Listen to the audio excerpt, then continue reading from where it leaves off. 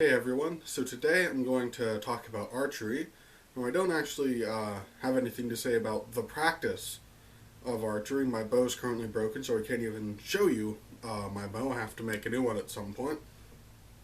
So I thought instead I would talk about why archery seems to lose importance in the early Middle Ages, that being, the migration era, the fall of Rome, the fall of Rome from the barbarians' perspective. The Romans still used a lot of archers at the time, and then sort of into the Viking Age. And then we see archers make a big comeback, at least in continental Europe, once we get towards the true Middle Ages, and then William the Conqueror is what sort of brings archers really into forefront with his use of the archers at the Battle of Hastings.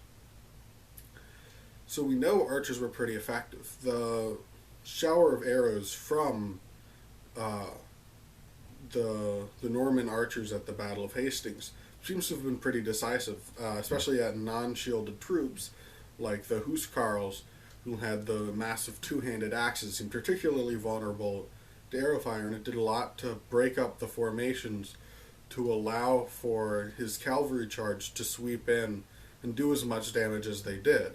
And the Romans also used the bow and arrow to great effect.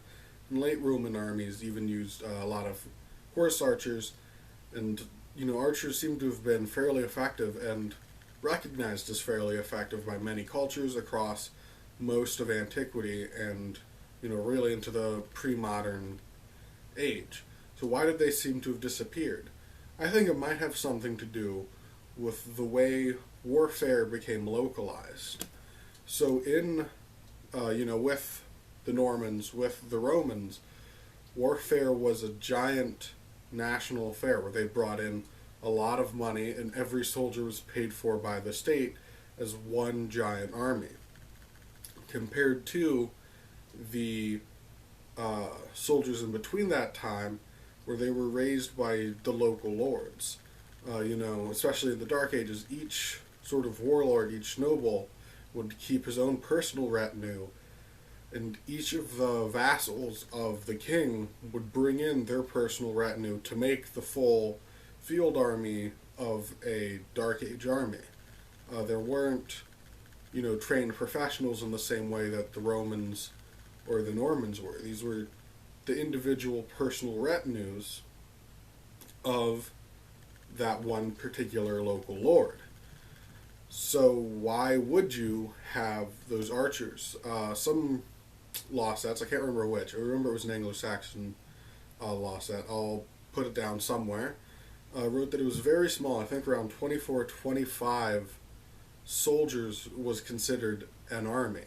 So that's, how small of a retinue a single local lord could bring together. And if you wanted your retinue to be effective on its own, to be able to stand in its own shield wall, to be able to make its own wedge, to be able to fight effectively as a unit unto itself, you want as many people in those front lines. The more shields and spears and mail coats and all that you can give to your men is better. Because if you have, 25 soldiers, but only 15 of those are in your shield wall and the other 10 are archers, you're at a significant disadvantage to somebody with 25, 25 soldiers in their shield wall. Even if you're able to do some damage with your archers beforehand, which if they just, put their shields up, it's quite possible they wouldn't if they're trained against archers. They could easily just surround and destroy your shield wall just by pure numbers, and then your archers have no defense, and they could just mow right through you. So each individual lord, if you only have, if you have, under 30, under 50 troops, you want to put all of those, or at least as many as you can, into infantry. So then when you do bring up an army of, 300, 500 warriors that come from these local retinues, no one lord wants to put anything into archers. Even if it's better as a whole for this entire field army of the kingdom to have archers, each individual lord is looking at their own personal retinue.